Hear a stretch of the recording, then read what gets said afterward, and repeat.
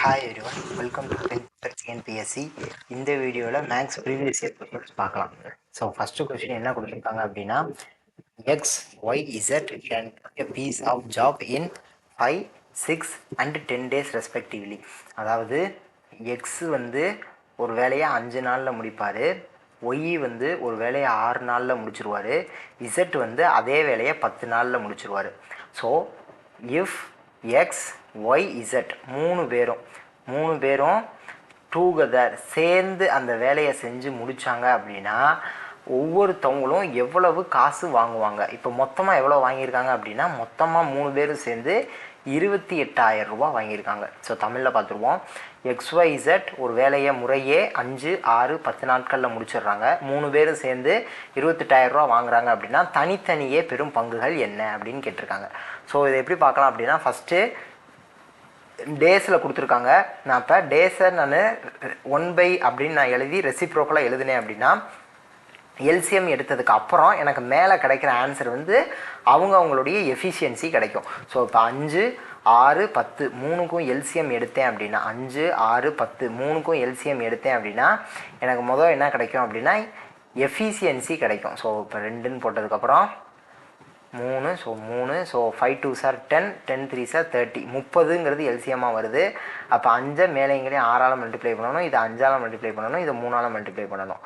So அப்போ 5 first 6ன்னு வரும். So 6 + 5 + 3 அப்படின்னு வந்திருக்கு. ஸோ இப்போ 6 அப்படிங்கிறது ஏவோட எஃபிஷியன்சி, 6ங்கிறது ஏவோட எஃபிஷியன்சி. ஸோ டேஸை ரெசிப்ரோக்கல் பண்ணணும் அப்படின்னா நமக்கு எஃபிஷியன்சி கிடைக்கும். பிங்கிறது 5ஓட எஃபிஷியன்சி, சிங்கிறது 3ஓட எஃபிஷியன்சி. ஸோ மொத்தம் 30 வேலைகள். அதில் இவர் வந்து ஒரு நாளைக்கு 6 வேலை செய்வார், இவர் 5 வேலை செய்வார், இவர் 3 வேலை செய்வார். அப்போ மொத்தமாக இவங்க 3 பேரையும் கூட்டணும் அப்படின்னா நமக்கு என்ன கிடைக்குன்னா 14ன்னு கிடைக்குதா. 6 + 5 + 3 14ன்னு கிடைக்குது. ஸோ 14 வேலைக்கு 28,000 ரூபா தர்றாங்க. ஸோ கீழே இந்த 30ங்கிறது இப்போ நமக்கு தேவையில்லாது, ஏன்னா 30ங்கிறது மொத்த வேலை முடிகிறது. ஸோ 3 பேரும் இந்த இதில் தான் ஷேர் பண்ணியிருப்பாங்க. இவர் 6 வேலை செய்கிறப்ப இவர் 5 வேலை, இவங்க 3 வேலை. ஸோ அப்படிங்கிறப்ப இவர் மொத்தம் 14 வேலை, இது 3ஐயும் கூட்டுறப்ப 14 வேலைக்கு 28,000 ரூபா கொடுக்குறாங்க அப்படின்னா 6 வேலை செஞ்சுருக்காரா. அப்போ 6 வேலைக்கு என்ன அமௌண்ட்டு, அதுதான் ஏவோட ஷேர். ஸோ அப்போ இந்த 14 28 அடிச்சுன்னா 2ன்னு வரும், 2000. அப்போ 6 × 2000 என்ன வரும், எக்ஸ் = 12,000ன்னு கிடச்சிருக்கு. அப்போ இதுதான் ஏவுடைய பங்கு. ஏ என்ன ஆன்சர் வருது, 12,000. ஸோ ஏ என்ன ஆன்சர் வருது, 12,000. ஸோ இதுலேயே நமக்கு தெரிஞ்சிருச்சு, ஆப்ஷன் சி தான் இதுக்குரிய ஆன்சர். இப்போ பிக்கு வேணால் நம்ம கண்டுபிடிச்சி செக் பண்ணிடலாம். 14 அப்படிங்கிறது 28,000 அப்படின்னா பிங்கிறது என்னது 5, பிங்கிறது என்னது 5. இப்போ 5க்கு என்ன அப்படின்னு நம்ம பார்த்துருவோம். ஸோ திருப்பி 2000ன்னு போட்டேன்னா கிராஸ் மல்டிப்ளை பண்ணுறப்ப எக்ஸ் = 10,000ன்னு வந்திருக்கும். அப்போ பியோட வேல்யூ 10,000. பியோட வேல்யூ என்னது 10,000. பிக்கு எவ்வளோ வாங்குவார்னா 10,000 ரூபா வாங்குவார். அப்போ மீதி இருக்கிற 28,000ல் 12,000 10,000 போயிடுச்சுன்னா சி 6,000 ரூபா வாங்குறாரு. ஸோ ஆப்ஷன் சி தான் நமக்குரிய ஆன்சர். அடுத்த question, a man, a woman, a boy can do a piece of work in 5, 10, 20 days respectively. ஒரு ஆண் ஒரு வேலையை என்ன செய்கிறாரு. இப்போ ஆணுங்கிறத நான் என்னென்ன எடுத்துக்கிறேன், மின் அப்படின்னா எம்முன்னு நான் எடுத்துக்கலாமா, மேனுங்கிறத எப்படி எழுதிக்கலாம், எம்முன்னு நான் எடுத்துக்கிறேன். ஸோ எம் = எம் எத்தனை நாளில் செய்கிறாரு, 5 நாளில் செய்கிறாரு. உமனுக்கு டபிள்யூ, அப்போ அவங்க 10 நாளில் செய்கிறாங்க. பாய் அப்படின்னா பின்னு எடுக்கிறேன். பாய் எவ்வளோ நாளில் செய்கிறாருன்னா 20 நாளில் செய்கிறாங்க. ஸோ இப்போ how many boys must assist 1 man and 1 woman to do the work in 1 day. So இப்போ ஒரே நாளில் வேலையை முடிக்கணும் அப்படின்னா ஒரு மேன் ஒரு உமனோட எத்தனை பாய்ஸ் சேர்ந்து அந்த வேலையை செய்யணும் அப்படிங்கிறதான் கேள்வி. ஸோ இப்போ இதுக்கு என்ன பண்ணலாம் அப்படின்னா, இதுக்கு முதல்ல நான் இதுக்கும் எஃபிஷியன்சி மெத்தடே நான் யூஸ் பண்ணுறேன். அப்போ 1/5, 1/10, 1/20. இதுக்கு எல்சிஎம் என்னன்னு வரும், 20 அப்படின்னு வரும். ஸோ அப்போ இது 4ஆல் மல்டிப்ளை பண்ணியிருப்பேன். அப்போ 4 + இது 2ஆல் மல்டிப்ளை பண்ணியிருப்போம். இது 1 தான். ஸோ அப்போ 4 + 2 + 1ன்னு வருது. ஸோ அப்போ மென்னோட எஃபிஷியன்சி எவ்வளவு, 4. உமனோட எஃபிஷியன்சி எவ்வளவு, 2. பாயோட எஃபிஷியன்சி எவ்வளவு, 1. மொத்த ஒர்க்கு எவ்வளவு, கீழே இருக்கிறதா மொத்த ஒர்க்கு 20 வேலை. இப்போ மொத்தம் 20 வேலை. அதில் ஒரு மென்னு ஒரு உமன் கண்டிப்பாக இருக்காங்க, எத்தனை பாய்ஸ்ன்னு தான் கேட்குறாங்க. எத்தனை பாய்ஸ் அப்படிங்கிறதான் கேட்குறாங்க. அப்போ ஒன் மேன் எவ்வளோ செய்வார்னா 4 வேலை செஞ்சு முடிச்சிருவார் ஒரு நாளில். ஒரு உமன் எவ்வளோ செய்வாங்க அப்படின்னா 2 வேலையும் செஞ்சு முடிச்சிருவாங்க. அப்போ மீதி இருக்கக்கூடிய 4 + 2 6. அப்போ மீதி 20ல் 6 போச்சுன்னா மீதி எவ்வளவு? 14 வேலை. மீதி 14 வேலையையும் பாய்ஸ் தான் செஞ்சாகணும். அப்போ ஒரு பாய் ஒரு நாளைக்கு ஒரு வேலை தான் செய்வார். நம்ம கண்டுபிடிச்சி வச்சுருக்கோம், இந்த ஒன்றுன்னு கண்டுபிடிச்சி வச்சுருக்கோம். அப்போ ஒரு பாய் ஒரு நாளைக்கு ஒரு வேலை தான் செய்கிறாரு அப்படின்னா 14 வேலை செய்ய எத்தனை பாய்ஸ் தேவை? 14 பாய்ஸ் தேவை. 14 வேலை செய்ய எத்தனை பாய்ஸ் தேவைன்னா 14 பாய்ஸ் தேவை. ஸோ ஆப்ஷன் என்னது? சி தான் நமக்குரிய ஆன்சர். ஆப்ஷன் சி தான் ஆன்சர். என்ன கொடுத்துருக்காங்கன்னா மென் உமன் பாய் ஒரு மொத்தம் ஒரு ஆள் வந்து எத்தனை நாளில் வேலையை முடிப்பாங்க அப்படின்னு கொடுத்துருக்காங்க. 5 நாள் 10 நாள் 20 நாள்னு சொல்லிட்டாங்க. ஸோ அப்போ ஒரு மேன் ஒரு உமன் ப்ளஸ் எத்தனை பாய்ஸ் சேர்ந்து ஒரு நாளில் இந்த வேலையை முடிப்பாங்க அப்படிங்கிறதான் கேள்வி. இப்போ எத்தனை பாய்ஸ் அப்படிங்கிறதான், எத்தனை சிறுவர்கள் அப்படிங்கிறதான் நம்ம கண்டுபிடிச்சாகணும் இந்த இடத்துல. ஸோ அப்போ நான் எஃபிஷியன்சி மெத்தட் யூஸ் பண்ணுறேன். மொத்த வேலை 20. அப்போ மென் எவ்வளோ வேலை செய்வாங்க, உமன் எவ்வளோ வேலை செய்வாங்க? அப்போ மீதி இருக்கிற வேலையை பாய்ஸ் தான் செய்யணும். அப்போ மீதி 14 வேலை இருக்குது. ஒரு பாய் ஒரு நாளைக்கு ஒரு வேலை செய்கிறாரு அப்படின்னா ஒரு வேலை தான் செய்கிறாரு, ஏன்னா கண்டுபிடிச்சிருக்கோம். அப்போ 14 வேலை செய்ய 14 பாய்ஸ் தேவை. அடுத்த கொஸ்டின். இந்த கொஸ்டினில் என்ன கொடுத்துருக்காங்க அப்படின்னா a and b together complete piece of work in 40 days. ஏயும் பியும் சேர்ந்து 40 நாளில் முடிக்கிறாங்க. பியும் சியும் சேர்ந்து 48 நாட்களில் முடிக்கிறாங்க. ஏவும் சியும் சேர்ந்து சியும் ஏவும் சேர்ந்து சியும் ஏவும் கொடுத்துருக்காங்க. சி மற்றும் ஏ அப்படின்னு கொடுத்ததை நான் ஏ + சின்னு எழுதிக்கிறேன். ஸோ 60 நாட்களில் முடிக்கிறாங்க. இப்போ 3 பேரும் சேர்ந்து முடித்தா எத்தனை நாட்களில் முடிப்பாங்க? ஸோ இதுதான் நமக்கான கேள்வி. அப்போ ஃபஸ்ட்டு நான் என்ன பண்ணுறேன்னா இந்த 3 சைடையும் ஆட் பண்ணிக்கிறேன், இந்த 3 சைடையும் ஆட் பண்ணிக்கிறேன். ஸோ அப்போ இது 3ஐயும் ஆட் பண்ணுறப்ப ஏ + பி + பி + சி + ஏ + சி அப்படின்னு நமக்கு கிடைக்கிது. Is equal to 1/40. ஸோ டேஸில் இருக்குது, நான் எப்போயும் ரெசிப்ரோக்கல் பண்ணி எடுத்துக்குவேன். திருப்பி கடைசி ஸ்டெப்பில் திருப்பி நான் ரெசிப்ரோக்கல் எடுத்து விட்ருவேன். 1/40 + 1/48 + 1/60 அப்படின்னு இருக்குது. இதை 3ஐயும் ஆட் பண்ணுறப்ப 2 × ஏ + பி + சின்னு கிடைக்கிது. ஏன்னா 2A இருக்கா, 2B இருக்கா, 2C இருக்குது. ஸோ 2 காமனாக வெளியே எடுத்துட்டா ஏ + பி + சின்னு கிடச்சிரும். ஸோ 40, 48, 60 இதுக்கு முதல்ல எல்சிஎம் எடுக்கணும். எல்சிஎம் என்னென்னு எடுக்கலாம்? 4ன்னு எடுத்தேன்னா 10, 12, 15ன்னு கிடைக்கும். அடுத்து 5 அப்படின்னு எடுத்தேன்னா இங்கே 2, இங்கே 3, இந்த 12 அப்படியே இருக்குது. ஸோ அடுத்து 2ன்னு எடுத்தேன்னா 1, 6, 3, திருப்பி 3ன்னு எடுத்தேன்னா 2, இங்கே 3, இங்கேயும் இங்கே வந்து 1, இங்கேயும் 1. ஸோ இந்த 2க்கு மட்டும் திருப்பி ஒரு 2 வரும். So 4 × 5 20, 3 2s are 6, 6 2s are 12. அப்போ 12 × 20 240. 240ங்கிறதா எனக்கான எல்சிஎம். ஸோ அப்போ இதை இந்த 40ஓட எதை மல்டிப்ளை பண்ணால் 240 வரும்? 6 மல்டிப்ளை பண்ணணும். அப்போ 6 மேனைகளே 6ஆல் மல்டிப்ளை பண்ணி டிவைட் பண்ணுறப்ப எனக்கு 6ன்னு வரும். ஸோ இது என்னன்னு வரும்? 5 அப்படின்னு வரும்.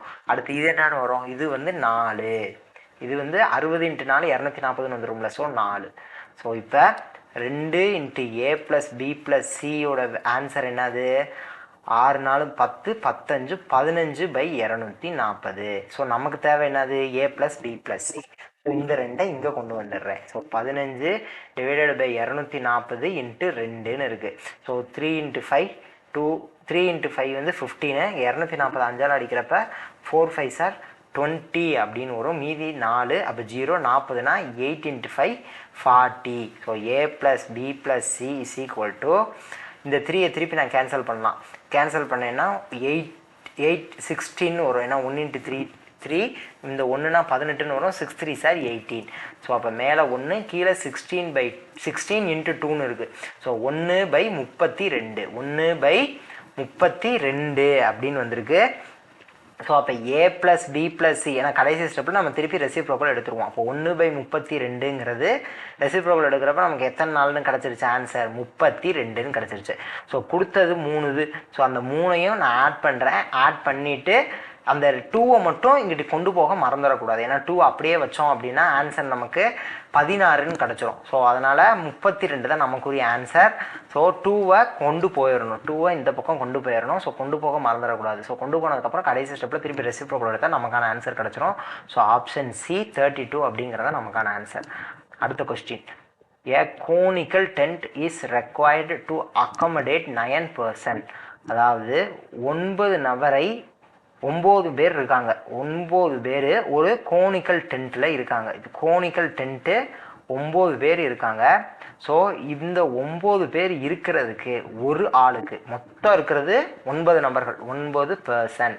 அப்போ ஒரு பர்சனுக்கு எவ்வளவு ஏரியா, இந்த கீழே இந்த தரை இருக்குல்ல, இந்த தரையில் எவ்வளவு ஏரியா வேணும் அப்படின்னா 12 மீட்டர் அளவு வந்து, அதாவது 12 மீட்டர் ஸ்கொயர்னு கொடுத்துட்டாங்க. ஏன்னா ஏரியாவில், ஸோ 12 மீட்டர் ஸ்கொயர் அப்படிங்கிறது இங்கே ஏரியாவை மென்ஷன் பண்ணுது. அதனால் ஒரு ஆளுக்கு 12 மீட்டர் ஸ்கொயர் அளவு ஏரியாவும் ஒரு ஆளுக்கு எவ்வளவு வால்யூம் தேவை, 160 கியூபிக் மீட்டர். அப்போ மீட்டர் கியூப் இது வந்து வால்யூம். ஒரு ஆளுக்கு தேவையான வால்யூம் கொடுத்துருக்காங்க, ஒரு ஆளுக்கு தேவையான ஏரியா கொடுத்துருக்காங்க. ஸோ அப்போ வெர்டிக்கல் ஹைட் என்னன்னு கேட்குறாங்க, ஹச் என்னன்னு கேட்குறாங்க. இப்போ வால்யூம் அப்படின்னு ஒரு ஆளுநருக்கு என்ன வால்யூம் அப்படின்னு சொல்லி கொடுத்துருக்காங்க, 160 மீட்டர் கியூப்னு கொடுத்துருக்காங்க. இப்போ ஒரு கூடாரம் இருக்குது, இந்த கூடாரத்துக்கு இந்த கோனுக்கு வால்யூமும் இருக்குது. அதே மாதிரி கீழே இங்கே ஸ்கொயர், இங்கே வந்து சர்க்கிள் இருக்கா, இந்த சர்க்கிளுக்கு ஏரியா இருக்கா, அப்போ ஏரியாவும் இருக்குது. ஸோ கீழே இருக்கிற அந்த சர்க்கிளுக்கு ஏரியா இருக்குது. ஸோ இப்படி ஒரு கோன் இருக்குதுன்னு வச்சுக்கோங்க. இந்த கோனில் கீழே சர்க்கிள் தானே இருக்குது, கீழே இந்த சர்க்கிள் இருக்குது, இந்த சர்க்கிளுக்கு ஏரியா இருக்கும்ல. ஸோ அதனுடைய ஏரியாவும் கொடுத்துருக்காங்க, வால்யூமும் கொடுத்துருக்காங்க. அப்போ ஒரு ஆளுக்கு வால்யூம் 160 மீட்டர் கியூப் அப்படின்னா மொத்தம் 9 பேர்னு சொல்லியிருக்காங்களா. ஏன்னா 9 பேர் இந்த கூடாரத்தில் இருக்க போகிறாங்க. ஒரு ஆளுக்கு 160 மீட்டர் கியூப் வால்யூம் தேவைப்படுது அப்படின்னா 9 பேருக்கு எவ்வளோ வால்யூம் தேவைப்படும், 160 × 9 தேவைப்படும். 9 × 6 54, மிச்சம் 5, இங்கே 9 அப்படின்னா 14, 1440 மீட்டர் கியூப் தேவைப்படும். மொத்த வால்யூம் அப்போ கிடச்சிருச்சு. அப்போ இந்த கோனுடைய, இந்த கோனிக்கல் டென்ட் தானே, அப்போ இந்த கோனோட வால்யூம், இந்த டென்ட் மாதிரி இருக்கிற இந்த கோன் ஷேப்பில் இருக்கிற இந்த டென்ட்டுக்கான வால்யூம் எவ்வளவு, 1440ன்னு கிடச்சிருச்சு. இப்போ நமக்கு என்ன தெரியும், கோனோருக்கு ஃபார்முலா தெரியும், 1/3 πr² h. அப்போ இது 1440. இப்போ இன்னொரு டேட்டா நமக்கு கொடுத்துருக்காங்க, என்ன கொடுத்துருக்காங்க, 12 மீட்டர் ஸ்கொயர் அப்படிங்கிறது இந்த சர்க்கிளுடைய ஏரியா. அப்போ சர்க்கிள் கீழே இருக்கிற சர்க்கிள்னு சொல்லியிருக்காங்க. ஸோ ஆக்சுவலாக என்னென்னா ஸ்பேஸ் ஆன் கிரவுண்டுன்னு சொல்லியிருக்காங்க, தரை அளவு. ஆனால் இங்கே தரை எப்படி இருக்குது, தரை வந்து வட்ட வடிவத்தில் தானே இருக்குது. ஏன்னா கோன் அப்படிங்கிறப்ப தரை எப்படி இருக்குது, வட்ட வடிவத்தில் இருக்குது. அப்போ ஏரியா ஆஃப் சர்க்கிள் நமக்கு என்னன்னு தெரியும், πr² தெரியும். இப்போ மொத்தம் ஒரு ஆளுக்கு 12ன்னு சொல்லிட்டாங்க. அப்போ 9 பேருக்கு 12 அப்படின்னா πr², இந்த கோனுக்கு கீழே இருக்கிற அந்த சர்க்கிளோட மொத்த ஏரியா நமக்கு கிடச்சிரும். இப்போ 12 × 9னா 10 × 9 90, ப்ளஸ் ஒரு 2 × 9னா 18, ஆன்சர் 108ன்னு வரும். ஆன்சர் என்னன்னு வரும், 108. ஸோ அப்போ இந்த ஏரியா, அந்த πr² அப்படிங்கிறது எவ்வளவு, 108 மீட்டர் ஸ்கொயர்னு கிடச்சிருச்சு. ஸோ இப்போ இந்த இதை தூக்கி இங்கே சப்ஸ்டியூட் பண்ணுறேன். இங்கே இந்த πr² h அப்படிங்கிறதுல இந்த இருக்கிற இந்த πr² இந்த சர்க்கிளோட ஏரியாவை தான் குறிக்குது. அப்போ 1/3 × 108 × h is equal to 1440. So இப்போ இந்த ஹச் தான் நம்ம கண்டுபிடிக்க வேண்டிய ஹச். என்ன கேட்குறாங்க, vertical height of the tent தானே கேட்குறாங்க. ஸோ அந்த ஹச் அப்படிங்கிறத நம்ம கண்டுபிடிக்க வேண்டியது. இப்போ நான் கேன்சல் பண்ணேன் அப்படின்னா இந்த 3 வச்சு இதை கேன்சல் பண்ணேன்னா 3 3s 9, 6 3s 18 வரும். ஸோ இங்கே 12 டேபிளில் கேன்சல் பண்ணலாம். இங்கே 3, இங்கே 12, 0 போட்டுக்கலாம். திருப்பி 3 கேன்சல் பண்ணேன்னா 4 0. அப்போ ஹச்சோட வேல்யூ என்னது, 40 மீட்டர் அப்படின்னு கிடைக்கிது. ஹச்சோட வேல்யூ என்னன்னு கிடைக்கிது, 40 மீட்டர். ஸோ 40 மீட்டர், ஆப்ஷன் ஏங்கிறது தான் நமக்கான ஆன்சர். ஸோ ஃபஸ்ட்டு என்ன அப்படின்னா, ஒரு கோன் இருக்குது, ஒரு கோன் ஷேப்பில் என்ன இருக்குது, ஒரு டென்ட் இருக்குது. இப்போ இந்த கோன் ஷேப்பில் இருக்கிற டென்ட்டுக்கு மொத்தம் 9 பேர் உள்ளே இருக்காங்க. அப்போ ஒரு ஆளுக்கு தேவைப்படக்கூடிய ஏரியா அப்படின்னு பார்க்குறப்ப இந்த கீழே இருக்கிற சர்க்கிள், அப்போ சர்க்கிள் ஏரியா ஒரு ஆளுக்கு 12 மீட்ரு. அப்போ 9 பேருக்கு எவ்வளவு அப்படின்னு நம்ம கண்டுபிடிச்சு வச்சுக்கிறோம். அதே மாதிரி ஒரு ஆளுக்கு தேவைப்படக்கூடிய வால்யூம், நான் வால்யூம் எப்படி கண்டுபிடிச்சேன்னா கியூபிக் மீட்டர்னு இருக்குது. ஸோ மீட்டர் கியூப் அப்படின்னாலே வால்யூம் தான். ஸோ ஒரு ஆளுக்கு தேவைப்படக்கூடிய வால்யூம் 160னா 9 பேருக்கு நம்ம கண்டுபிடிச்சி வச்சுக்கிறோம். இந்த 9 பேருக்கு நம்ம கண்டுபிடிச்ச வால்யூம் தான் இந்த கோனுடைய மொத்த வால்யூம். ஏன்னா முதல்ல 9 பேர் இருக்காங்க, ஒரு ஆளுக்கு இவ்வளோ தேவைப்படுது அப்படின்னா 9 × 160 போடுறப்ப இந்த கோனோட வால்யூம் கிடச்சிருச்சு. அதே மாதிரி இந்த கீழே இருக்கிற இந்த சர்க்கிளோட ஏரியாவும் 9 × 12 போடுறப்ப நமக்கு கிடச்சிருச்சு. ஸோ πr² கிடச்சிருச்சு. மொத்த வால்யூம் 1/3 πr² ஹச்சும் கிடச்சிருச்சு. இந்த πr² உள்ளே வந்து போடுறப்ப எனக்கு ஹச்சுக்குரிய வேல்யூ கிடச்சிருது. ஸோ அவ்வளோதான், அப்படி தான் நம்ம கண்டுபிடிச்சோம். Vertical height of the tent, அந்த ஹச்சு தான் நம்மகிட்ட கேள்வியாக கேட்குறாங்க. அடுத்த question, 3 identical cubes of side 3 centimetre are joined end to end. அதாவது ஒரே மாதிரியாக இருக்கிற 3 கனசதுரங்கள் வந்து ஒன்றோடு ஒன்று பக்கவாட்டில் இணைக்கப்படுகிறது. ஸோ இப்படி இது ஒரு கியூபு, இது இன்னொரு கியூபு, இது இன்னொரு கியூபு, இப்படியே ஒரு 3 கியூபு ஜாயின் பண்ணுறாங்க. ஒவ்வொரு கியூபும் சைடு என்னன்னு சொல்லியிருக்காங்க அப்படின்னா, ஒவ்வொரு கியூபோட சைடும் என்னன்னு சொல்லியிருக்காங்க, 3 சென்டிமீட்டர்னு சொல்லியிருக்காங்க. ஒவ்வொரு கியூபோட சைடும் என்னன்னு சொல்லியிருக்காங்க, 3 சென்டிமீட்டர் அப்படின்னு சொல்லியிருக்காங்க. ஸோ ஒரு கியூப் அப்படின்னு நம்ம எடுக்கிறப்ப அதுக்கு எல்லா சைடும் ஈக்குவலாக தான் இருக்கும். ஸோ எல்லா சைடும் 3 சென்டிமீட்டர் தான். ஆனால் 3 கியூபை இப்போ ஜாயின் பண்ணுறப்ப நமக்கு என்ன கிடைக்கிதுன்னா கியூபாய்டு கிடைக்கிது. 3 இதை ஜாயின் பண்ணுறப்ப கியூபாய்டு கிடைக்கிது. என்ன அப்படின்னா இதனோட லென்த் இப்போ 3ஐயும் கூட்டுறப்ப என்ன ஆகுது, 3 + 3 + 3 9ன்னு கிடைக்கிது. அப்போ லென்த் என்னவா மாறிடுச்சு, 9 சென்டிமீட்டர்னு மாறிடுச்சு. ஆனால் பிரெத்து என்னவா இருக்கும், 3 சென்டிமீட்டர் தான் இருக்கும். வேணும்னா ஒரு 3 கியூப் நீங்களே கூட எடுத்து ஜாயின் பண்ணி கூட பாருங்களேன். நமக்கு லென்த்து தான் அதிகரிக்குமே தவிர பிரெத்தும் ஹைட்டும் அதிகரிக்காது. இங்கே இந்த டயக்ராம்லேயே பார்க்கலாம், இதுதான் ஹைட்டு. இந்த ஹைட்டு 3 சென்டிமீட்டர் தான் இருக்குது பாருங்களேன், இது 3 தான் இருக்குது. ஆனால் இந்த இதுதான் நமக்கு இது ஒரு 3, இது ஒரு 3, இது ஒன்று 3 சேர்றப்ப லென்த்து தான் 9ஆக மாறிடுது. ஸோ இப்படி நமக்கு ஒரு கியூபாய்டு கிடச்சிருச்சு. இப்போ இதனுடைய டோட்டல் சர்ஃபேஸ் ஏரியா என்னன்னு கேட்குறாங்க. ஸோ இதனுடைய மொத்த பரப்பு என்னன்னு கேட்குறாங்க. நமக்கு கியூபாய்டுக்கு டோட்டல் சர்ஃபேஸ் ஏரியா மொத்த பரப்பு எப்படி பார்க்கணும் அப்படின்னா 2 × L × B + B × H + L × H. இதை கண்டுபிடிச்சோம் அப்படின்னா நமக்கு total surface area of the cuboid கிடச்சிடும். ஸோ இப்போ 2 × L × B என்னது, 9 × 3 27, B × H 3 × 3, ஏன்னா பியும் 3 ஹச்சும் 3 9. இங்கே எல்லு திருப்பி 9, அப்போ 9 × 3 இங்கே 27 கிடைக்கும். ஸோ அப்போ 2 × 27 + 27 54, அதோட ஒரு 9 சேர்க்குறப்ப 63ன்னு கிடைக்கிது. அப்போ 2 × 63, 2 × 63 என்ன, 2 × 3 6, 2 6 are 12, 126. 126 அப்படிங்கிறத நமக்கான ஆன்சர். 126 centimetre square. ஏன் ஸ்கொயர், டோட்டல் சர்ஃபேஸ் ஏரியா. ஏரியானா என்னன்னு வரும், சென்டிமீட்டர் ஸ்கொயரில் தான் வரும். இது சென்டிமீட்டரில் இருக்குது, அதனால் சென்டிமீட்டர் ஸ்கொயர். ஒருவேளை இங்கே மீட்டருன்னு கொடுத்துருந்தாங்கன்னா மீட்டர் ஸ்கொயர்னு ஆன்சர் கிடச்சிருக்கும். ஸோ ஏரியா தான் நம்ம கண்டுபிடிச்சோம், சென்டிமீட்டர் ஸ்கொயர். அடுத்த question, Meena and Janani totally have 3,13,000 ரூபா. மீனான்னு ஒருத்தவங்க இருக்காங்க, ஜனனின்னு ஒருத்தவங்க இருக்காங்க. 2 பேர்கிட்ட இருக்கிற மொத்த தொகை 3,13,000. ஸோ 2 பேரும் ஒரு பேங்க்கில் போய் 8.1/3% ஆண்டு வட்டி விகிதத்தில் வந்து கூட்டு வட்டியில் ஒரு டெபாசிட் பண்ணுறாங்க. ஸோ இது காம்பவுண்ட் இன்ட்ரெஸ்ட். இது என்ன சம்மு, காம்பவுண்ட் இன்ட்ரெஸ்ட்டில் ரேட் ஆஃப் இன்ட்ரெஸ்ட்டு 8.13% போய் டெபாசிட் பண்ணுறாங்க. அப்போ மீனாவுக்கு கிடைச்ச 10%, அதாவது 10 வருடம் 10 இயர்ஸ் கழித்து மீனாவுக்கு கிடைச்ச வட்டியும்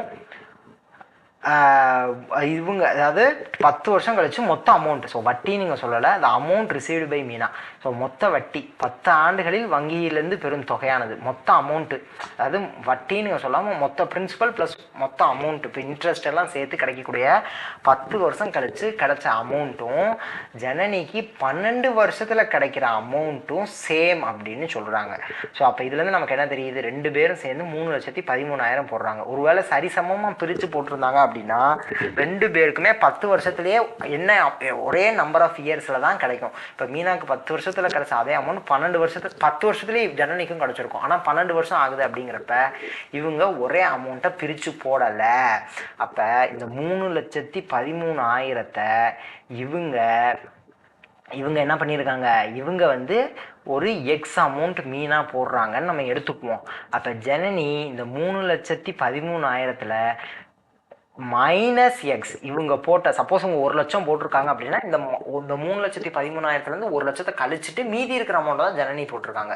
ஸோ இதுலேருந்து நம்ம ஒன்று கண்டுபிடிக்கலாம். என்ன அப்படின்னா, மீனாவுக்கு 10 வருஷத்தில் கிடைக்கிற அமௌண்ட்டும் ஜனனிக்கு 12 வருஷத்தில் கிடைக்கிற அமௌண்ட்டும் சேம்.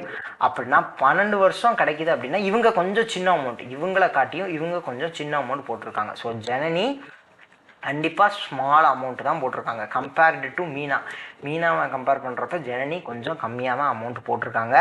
ஸோ ஃபஸ்ட்டு இது இவங்க என்ன கொடுத்துருக்காங்க அப்படின்னா, ஜனனி மீனா அமௌண்ட் என்னன்னு கேட்குறாங்க. ஜனனி அண்டு மீனாஸ் அமௌண்ட் நல்லா பார்க்கணும். தென் ஜனனி அண்டு மீனா அமௌண்ட் தான் ஃபஸ்ட்டு. இங்கே நம்ம எக்ஸ் என்னன்னு எடுத்துருக்கோம், மீனான்னு எடுத்துருக்கோம். ஆனால் Janani and Meena amount first இங்கே ஆன்சரில் எப்படி வருது, ஃபஸ்ட்டு ஜனனி தான் வர்றாங்க, அதுக்கப்புறம் தான் மீனா வர்றாங்க. ஸோ நமக்கு என்ன இப்போ கண்டுபிடிச்சிருக்கோம், நான் இன்னும் சால்வே பண்ணலை, கொஷினை பார்த்தே என்ன சொல்கிறேன்னா ஜனனி கண்டிப்பாக கொஞ்சம் அமௌண்ட் சின்னதாக தான் போட்டிருப்பாங்க அப்படிங்கிறத மட்டும் என்னால் இப்போதைக்கும் சொல்ல முடியுது. ஸோ அப்போ இது நம்ம ஆப்ஷனை வச்சு கம்பேர் பண்ணுறேன். ஜனனி கொஞ்சம் சின்ன அமௌண்ட் போட்டிருக்காங்க, அப்போ மீனா பெருசு, அப்போ ரெண்டாவது ஆப்ஷன் பெருசாக இருக்கணும். இங்கே இந்த ஆப்ஷன் சியை பாருங்களேன், ரெண்டாவது ஆப்ஷன் 1,13,000 இருக்குது, இங்கே 2 லட்சம் இருக்குது. அப்போ இதை காட்டி இது கம்மின்னு வருதா? ஸோ மீனா தானே அதிக அமௌண்ட் போட்டிருக்காங்க, அப்போ ஆப்ஷன் சி கண்டிப்பாக நமக்கு வரவே வராது. அதே மாதிரி ஆப்ஷன் டியை எடுத்துக்கோங்க, மீனா இது ஃபஸ்ட் ஜனனி மீனா. ஸோ இங்கே வந்து பெரிய அமௌண்ட்டு மீனா போட்டிருக்காங்க, அப்போ ஆப்ஷன் டி வர சான்ஸ் இருக்குது. அதேமாரி ஆப்ஷன் பிலையும் பெரிய அமௌண்ட் வந்து மீனா தான் வருது. ஸோ இதுவும் வர சான்ஸ் இருக்குது, ஆப்ஷன் ஏவும் வர சான்ஸ் இருக்குது. அப்போ ஒரு ஆப்ஷன் நான் எலிமினேட் பண்ணியிருக்கேன், மீதி 3 ஆப்ஷனை வச்சு தான் நான் இப்போ சால்வ் பண்ண போகிறேன். ஸோ இது நான் எக்ஸ் வந்து மீனா டெபாசிட் பண்ணுற அமௌண்ட். அப்போ காம்பவுண்ட் இன்ட்ரெஸ்ட் படி போடுறப்ப என்ன நமக்கு தெரியும் அப்படின்னா, x into principal amount into 1 + r/100 the whole power என்னன்னு போடுவேன்.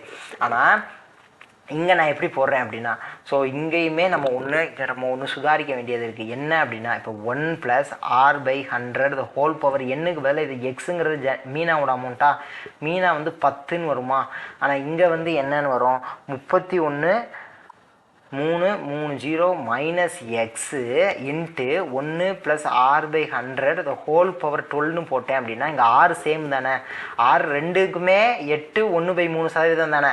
அப்போ இந்த இதுவும் இங்கே 10ம் போயிடும், இந்த பவர் இது ஃபுல்லாகவே போயிடும். ஆனால் இங்கே வந்து ஸ்கொயர் டேர்மில் ஒன்று இருக்கும். அப்போ நான் ஸ்கொயர் நான் இங்கே வைக்கிறேன் அப்படின்னா திருப்பி நான் இதையும் மல்டிப்ளை பண்ணணும், இதையும் மல்டிப்ளை பண்ணணும். அப்போ என்ன இந்த ஸ்டெப்பில் நான் என்ன பண்ணணும் அப்படின்னா, நான் எடுத்தப்போ மீனா எக்ஸ்ன்னு எடுத்திருக்கேன்னா இதை நான் மாற்றி எடுத்துக்கிட்டேன் அப்படின்னா எனக்கு வந்து சால்வ் பண்ணுறப்ப ஈஸியாக இருக்கும்.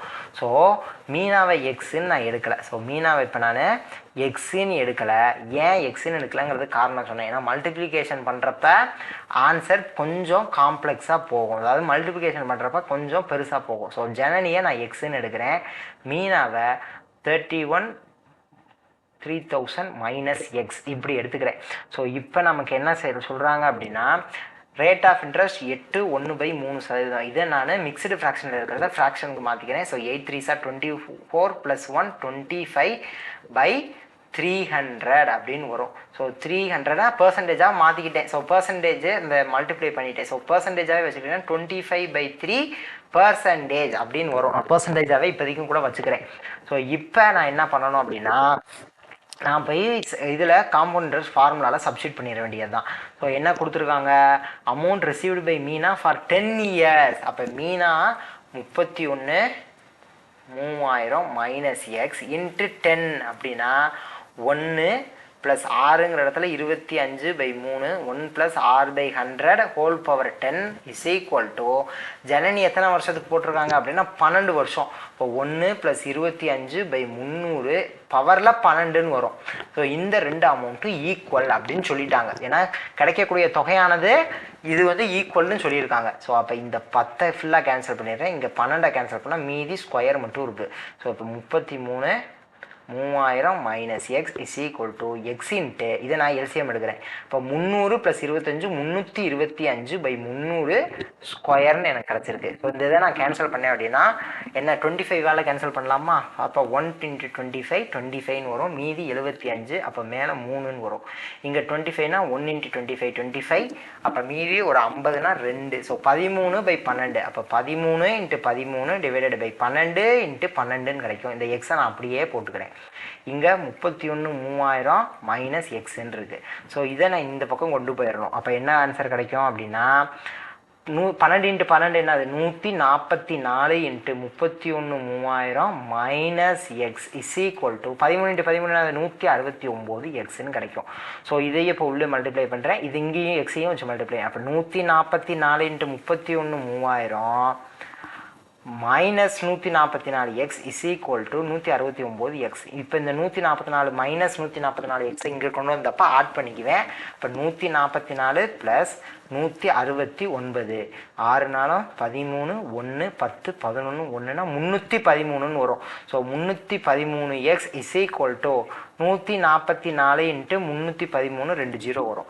ஸோ இங்கே பாருங்களேன், நான் இங்கே வந்து 144 × 313 இந்த 3 0 இந்த 3,13,000 அப்படிங்கிறத நான் மல்டிப்ளை பண்ணலை.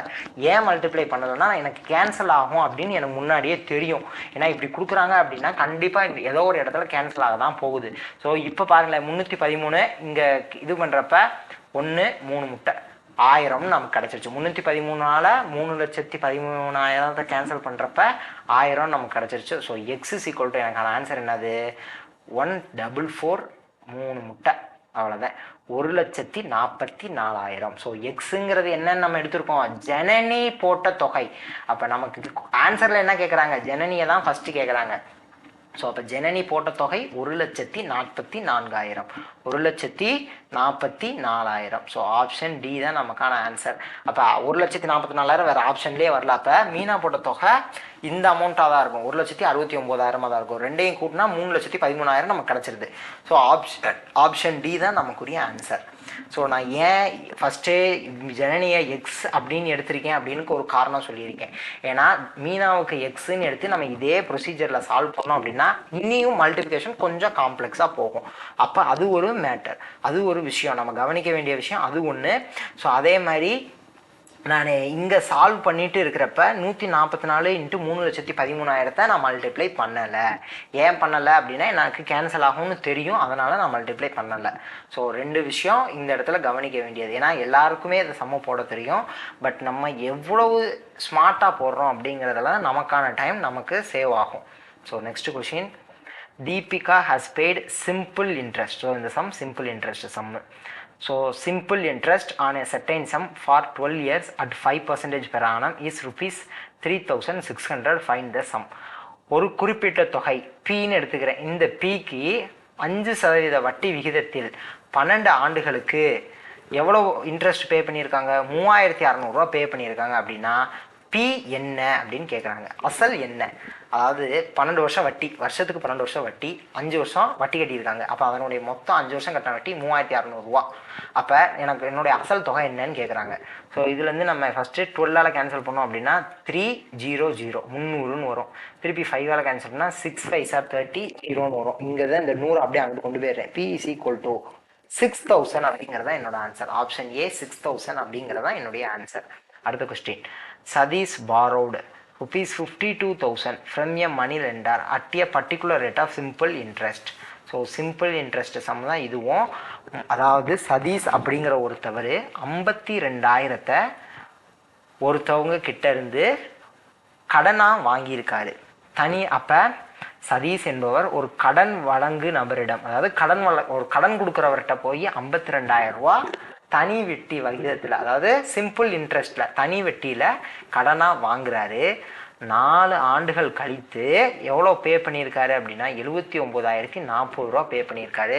79,040 ரூபா 4 வருஷம் கழித்து பே பண்ணிவிட்டு அவருடைய கடன் முடிந்தது. ஸோ செட்டில் ஹிஸ் டெப்ட், அதாவது மொத்த தொகையும் செலுத்திட்டார். இவ்வளோதான் மொத்த தொகை. 50,000 ரூபா வாங்கியிருக்காரு, 4 வருஷம் கழிச்சு 79,040 ரூபா கொடுத்து கடனை முடிச்சிட்டாரு. இப்போ அவர் வாங்கின கடனுடைய வட்டி விகிதம் என்ன, ரேட் ஆஃப் இன்ட்ரெஸ்ட் என்ன அப்படின்னு கேட்குறாங்க. ஸோ நமக்கு P into NR, PNR/100 is equal to simple இன்ட்ரெஸ்ட்னு தெரியும். இப்போ 79,040 இதில் வந்து சிம்பிள் இன்ட்ரெஸ்ட்டும் இருக்குது, அந்த வட்டியும் இருக்குது, அது போக அசலும் இருக்குது. ஏன்னா 52,000 வாங்கினதுக்கு இவ்வளோ கொடுத்து கடனை முடிச்சிட்டார் அப்படின்னா அதில் அசலும் இருக்குது, ஸோ பிரின்சிபலும் இருக்குது. ஸோ அப்போ நம்ம முதல்ல 79,040 இந்த 52,000 கழிச்சிட்டோம் அப்படின்னா நமக்கான சிம்பிள் இன்ட்ரெஸ்ட், அந்த வட்டி எவ்வளோ கட்டியிருக்காருங்கிறது நமக்கு தெரிஞ்சிடும். ஸோ நமக்கு 27,040 வட்டி கட்டியிருக்காரு, 27,040 வட்டி கட்டியிருக்காரு. ஸோ அப்போ பி என்னன்னு நமக்கு தெரியும், 52,000, வட்டி என்னன்னு கண்டுபிடிச்சிட்டோம். அப்போ என்ன எத்தனைன்னு கொடுத்துருக்காங்க, 4 வருஷம்னு சொல்லியிருக்காங்க. அப்போ 6 தான் நம்ம கண்டுபிடிக்க வேண்டிய rate of interest divided by 100. So first இங்கே ஒரு 0, இங்கே ஒரு 0 கேன்சல் பண்ணிக்கிறேன், இங்கே 2 0, இங்கே 100 இருக்க 2 0வையும் கேன்சல் பண்ணிட்டேன். இப்போ 4ஆல் டிவைட் பண்ணுறேன். 6 4s are 24, 30 அப்படின்னா 7 4s are 28, திருப்பி 24, 6 4s are 24ன்னு வந்துருச்சு. இப்போ 676, இங்கே 52, 6 676 டிவைடட் பை 52. இதை டிவைட் பண்ணால் எனக்குரிய ஆன்சர் கிடச்சிரும். 676 52ஆல் டிவைட் பண்ணேன்னா 1னா 52ன்னு வரும். 15 156னா 3 × 52 156. ஸோ ஆன்சர் என்னது, 13%. ஸோ 13% தான் நமக்கு கிடைச்ச வட்டி விகிதம். என்ன கேள்வி, 52,000 கடன் வாங்கியிருக்காரு, 4 வருஷம் கழிச்சு 79,040 கொடுத்து கடனை முடிச்சிட்டாரு. அப்போ என்ன வட்டி, அதாவது என்ன வட்டி விகிதத்தில் அவர் கடன் வாங்கியிருக்காரு அப்படிங்கிறத நமக்கான கேள்வி. நமக்கு PNR/100 அப்படிங்கிறது சிம்பிள் இன்ட்ரெஸ்ட்னு தெரியும். ஸோ கொடுத்து இந்த 79,040 simple interest plus principal. So அதனால ஃபஸ்ட்டு நான் அதிலேருந்து பிரின்சிபலை கழிச்சு சிம்பிள் இன்ட்ரெஸ்ட்டை தனியாக கண்டுபிடிச்சி எடுத்துக்கிறேன். அதுக்கப்புறம் போய் இந்த நமக்கு தெரிஞ்ச ஃபார்முலாவில் சப்ஸ்டிட் பண்ணால் ரேட் ஆஃப் இன்ட்ரெஸ்ட் கிடச்சிரும். அடுத்த question, product of 2 co-prime numbers is 119, find the LCM. இரு பகா எண்களின் பெருக்கல் பலன் 119.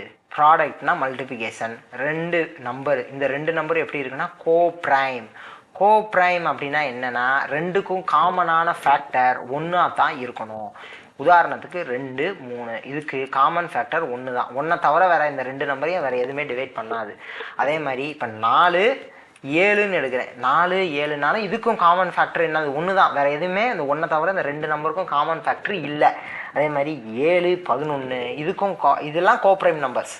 ஸோ இதெல்லாம் கோப்ரைம் நம்பர். ஒரு சிலர் நினைப்பாங்க கோப்ரைம் அப்படின்னு வந்துருச்சு, கோப்ரைம் அப்படின்னா ஈவன் நம்பர்லாம் வராதான்லாம் யோசிப்பாங்க. ஸோ அப்படிலாம் கிடையாது. ஸோ ஈவன் நம்பருமே வரும். இங்கே 4ன்னு போட்டிருக்கேன், இங்கே 2ன்னு போட்டிருக்கேன். ஸோ என்ன அப்படின்னா கோப்ரைம்னா 2 நம்பருக்கும் காமன் ஃபேக்டர் 1 தவிர வேறு எந்த நம்பருக்கும் இருக்காது. ஸோ அதுதான் கோப்ரைம். ஸோ அப்போ 2 கோப்ரைம் நம்பரோட ப்ராடக்ட் வந்து 119 அப்படின்னா எல்சிஎம் என்னவா இருக்கும்னா அதே நம்பராக தான் இருக்கும். ஸோ 2 கோப்ரைம் நம்பருக்கு எல்சிஎம் பார்த்தா என்ன அப்படின்னு பார்ப்போமே. இப்போ 2 கோப்ரைம் நம்பருக்கு 1 தவிர வேறு எதுவும் காமன் ஃபேக்டர் இல்லை அப்படின்னு சொல்லிட்டேன்னா இப்போ இப்படி போட்டதானே நம்ம எல்சிஎம் கண்டுபிடிப்போம். அப்போ ஃபஸ்ட்டு 2ன்னு போட்டால் இங்கே 1 3ன்னு வரும். திருப்பி நான் 3 வச்சு மல்டிப்ளை பண்ணாதே எனக்கு 1,1ன்னு வரும். ஸோ அப்போ இங்கே எல்சிஎம் 6 தானே. ஸோ அப்போ 2 × 3 ப்ராடக்ட் பண்ணாலும் எனக்கு 6 தான் ஆன்சர் வரும். ஸோ 2 கோப்ரைம் நம்பரோட ப்ராடக்ட் தான் அந்த 2 கோப்ரைம் நம்பரோட எல்சிஎம். ஏன் அப்படின்னா 2 கோப்ரைம் நம்பர் அப்படின்னா ஒரு 2 கோப்ரைம் நம்பர் அப்படின்னாலே அதுக்கு காமன் ஃபேக்டர் இருக்காது. நமக்கு காமன் ஃபேக்டர் இருந்தால் தான் எல்சிஎம் வந்து வேற எல்சிஎம்மாக இருக்கும். காமன் ஃபேக்டரே இல்லை அப்படின்னா அந்த 2 நம்பரையும் மல்டிப்ளை பண்ணுற ஆன்சர் தான் நமக்கு எல்சிஎம்மாக கிடைக்கும். ஸோ அப்போ இங்கே பாருங்கள், இப்போ 7 × 11 இருக்கா, 7 × 11 77, 7 × 11 77. இதுக்கு எல்சிஎம் எடுத்தாலும் எனக்கு என்ன வரும், இதுக்கு எல்சிஎம் எடுத்தாலும் எனக்கு 77 தான் கிடைக்கும். ஸோ இது வந்து காமன் ஸ்டேட்மெண்ட், நம்ம இதை போடணும்னு அவசியமே இல்லை. ஸோ ஒரு வேளை இங்கே 119ன்னு கொடுக்காம, ஒரு வேளை இங்கே 119ன்னு கொடுக்காம ஒரு பெரிய நம்பர், ஒரு 4 டிஜிட் நம்பராக கொடுத்துட்றாங்க, ஒரு 4 டிஜிட் இருக்குது. அப்போ அதுக்கெல்லாம் நம்மளால் எதுவுமே யோசிச்சு கூட பார்க்க முடியாது. ஸோ இது காமனான ஸ்டேட்மெண்ட் என்னென்னா product of 2 coprime number is the LCM of the 2 coprime number. 2 பகா எண்கள் இருக்குது, அதனுடைய பெருக்கல் பலன் தான் அதனுடைய எல்சிஎம்மாக இருக்கும். அடுத்த question, find the LCM of 2 polynomial. 2 பல்லுறுப்புக்கோவை கொடுத்துருக்காங்க. இந்த 2 பல்லுறுப்புக்கோவைக்கு எல்சிஎம் கேட்குறாங்க. ஸோ ஃபஸ்ட்டு நான் 45ன்னு இருக்குது, இங்கே 60ன்னு இருக்குது. இந்த 2 நம்பருக்கும் நான் முதல் எல்சிஎம் எடுத்துக்கிறேன். ஸோ அதுக்கப்புறம் அந்த x⁴ - x³ இங்கே கீழே x⁴ - 3x³ + 2x² நான் அதுக்கப்புறம் எல்சிஎம் எடுத்துக்கிறேன். ஸோ இந்த 45க்கும் 60க்கும் எல்சிஎம் எடுத்தால் என்ன கிடைக்கும்? 45க்கும் 60க்கும் எல்சிஎம் 15ன்னு எடுக்கிறேன். 3 இங்கே 4 அடுத்து 3ன்னு போடுவேன். 1,4 திருப்பி 4 1,1 வந்துருச்சு. ஸோ 15 × 3 × 4. ஸோ 3 × 4 12 12 × 15. ஸோ 10 × 15 150ன்னு வரும். திருப்பி 2 × 15 30. ஸோ 180ன்னு வருது. 180 அப்படின்னு நமக்கு கிடைக்கிது. ஸோ அப்போ இந்த 2 ஆப்ஷன் வரா போகிறது இல்லை. ஏன்னா முன்னாடி இருக்கிற நம்பர் 180. இப்போ இதுவாக இருக்க போகுது, இல்லைனா இதுவாக இருக்க போகுது. ஸோ அப்போ 180ன்னு இந்த 45க்கும் 60க்கும் எல்சிஎம் எடுத்து கண்டுபிடிச்சிட்டேன். ஸோ இதுக்கப்புறம் மீதி இருக்கிற டேர்ம் x⁴ - x³ இங்கே x⁴ - 3x² + 3x³ - 2 + 2x² இருக்குது. என்ன இருக்குது? இங்கே x⁴ - x³ இருக்குது. இதில் x⁴ - 3x³ + 2x² இருக்குது. இதுலேருந்து x³ காமனாக எடுத்தேன்னா x - 1ன்னு கிடைக்கும். வேறு இன்னும் இதை பண்ண முடியாது. இதை வந்து x² காமனாக எடுத்தேன் அப்படின்னா x² - 3x + 2ன்னு கிடைக்கும். இது ஒரு குவாட்ரட்டிக் ஈக்குவேஷன். அதை சால்வ் பண்ணுறேன். சால்வ் பண்ணுறப்ப எனக்கு என்ன கிடைக்கும்? இங்கே 1 × 2 2ன்னு கிடைக்கும். 1ஐயும் 3ஐயும் ரெண்டு பக்கம் மைனஸ் போட்டேன்னா -1 -2 -3ன்னு கிடச்சிருச்சு. ஸோ x - 1 × x - 2 அப்படிங்கிறது தான் இதை சால்வ் பண்ணுறப்ப கிடைக்கக்கூடிய ஆன்சர். ஸோ அப்போ இந்த அதுக்குரியது என்ன அப்படின்னா x² × x - 1 × x - 2 × x - 2. So இப்போ x³ × x - 1 x² × x - 1 × x - 2 இதுக்கு வந்து நான் எல்சிஎம் எடுக்கணும். ஸோ நான் என்ன அப்படின்னா கொடுத்ததை நான் சிம்பிளிஃபை பண்ணி நான் வச்சுக்கிட்டேன். அந்த சிம்பிளிஃபை பண்ணதுக்கு நான் எல்சிஎம் எடுத்தேன் அப்படின்னா எனக்கான எல்சிஎம் கிடச்சிரும். ஸோ ரெண்டுலையுமே x - 1 காமனாக இருக்கா? ஸோ ஃபஸ்ட்டு நான் என்ன செய்கிறேன் அப்படின்னா x - 1 எழுதிக்கிறேன். x - 1 அப்படின்னு நான் எழுதிக்கிறேன். ஸோ அப்போ இங்கேயும் x - 1 போயிடும், இங்கேயும் x - 1 போயிடும். மீதி இருக்கிற டேர்ம் x³ இங்கே x² இருக்குது. அப்போ 2 x² இருக்குது, இங்கே x³ இருக்குது. ஸோ பெருசாக தான் போடணும், x³ போட்டுக்கிறேன். அப்போ இங்கே x² போயிடும், இங்கே x³ போயிடும். ஸோ மீதி இருக்கிற ஒரே ஒரு டேர்ம் x - 2 அதை அப்படியே எழுதிக்கிறேன். ஸோ ஏனிக்கினே நான் நம்பருக்கு 45க்கும் 60க்கும் கண்டுபிடிச்ச எல்சிஎம் என்னது? 180. அப்போ எனக்குரிய ஆன்சர் 180 × x³ × x - 1 × x - 2. இதுதான் எனக்குரிய ஆன்சர்.